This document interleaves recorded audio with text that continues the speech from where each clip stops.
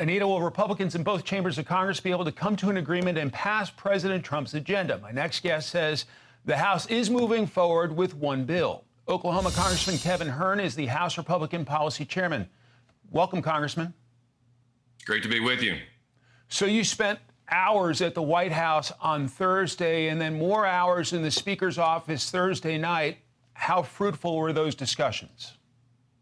Well, I will tell you, it's probably the most productive day I've had since I've been in Congress. And for those Democrats that want to help out, very soon they'll get a chance to vote on keeping the taxes low for all Americans as we push out the reconciliation package and just shortly. And as the Speaker mentioned, we have every intention of voting on the budget resolution package this week.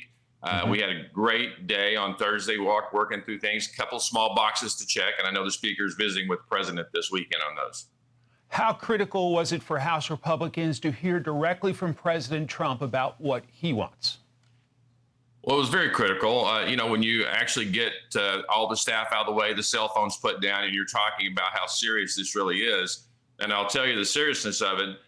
A middle-class family of making $75,000 a year, starting next year in 2026, if we don't get this pushed through, are going to see anywhere from $2,000 to $3,000 increase in their tax bill every year. That's serious. Every Democrat should support not raising taxes on the middle class. They talk about it all the time.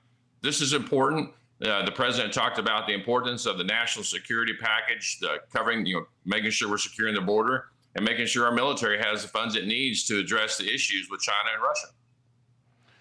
Senate Budget Chairman Lindsey Graham, who is golfing with President Trump today, is talking about potentially the Senate going first. Are you worried about that? Well, I think, as you saw last week, it was sort of a backup plan. I think the only reason that Senator Graham, who was former House member many years ago, back when you actually passed budgets and you got things done and you actually cared about trimming the size of the government, as Bill Clinton did, and then Al Gore, who said there was ridiculous spending in government, we need to cut it. Bill Clinton cut 273,000 government jobs. Lindsey also knows how important it is we get going on this, and that's what we talked about on Thursday. That's why I think we've got a really quick path forward for the House. And, we want to make sure that we get out there and lead like we're supposed to be, like the American people said on President Trump's agenda. You have a historically slim majority. So what's your pitch to rank and file members to get on board? Well, if we do the one big, beautiful bill, as we're pushing forward to do, then not everybody's going to get everything that they want. This isn't a 30-vote majority like we saw back in the 90s or even in the early 2000s. This is one or two at any given day. We're working hard. We had all different sides trying to push forward. We know how complicated it is to balance the budget, as President Trump alluded to. But I can tell you right now, the difference between this administration and the previous administration, President Trump has every intention of shrinking the size of government. We're seeing that with DOGE. We're seeing that with the different agencies he wants to cut or curtail or even combine. So we've got a lot of work to do in a very short period of time. I believe we'll get it done.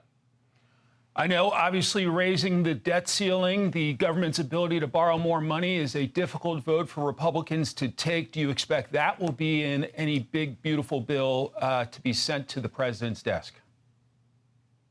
We're going to see how that works out. But, I think it's also important to remember the debt limit's also to pay for the bills we've already incurred. So it's both, right? You've got to pay for what you've already spent, but you also have to put a path forward to get our fiscal house in order. You can't keep running $2 trillion deficits and have $37 trillion in debt and think you're doing the right thing. The president understands that. The House Republicans understand that. And I believe the Senate Republicans understand that as well, as I visited with some of them yesterday. We're all in lockstep on this. When we were together in the Speaker's office on Thursday night, we had Senator Crapo and others on conference calls. We just met with the president earlier in the day. We're moving this together. We're working hard together. And I think that's what the most important issue is here, that we're moving this together, not one side or the other, and then hoping somebody else comes along. You mentioned your colleagues in the United States Senate. Obviously, the Senate's spending a whole lot of time confirming and vetting the Trump cabinet. I'm curious what your observations are in terms of those who've been confirmed and those still to be confirmed to the Trump cabinet.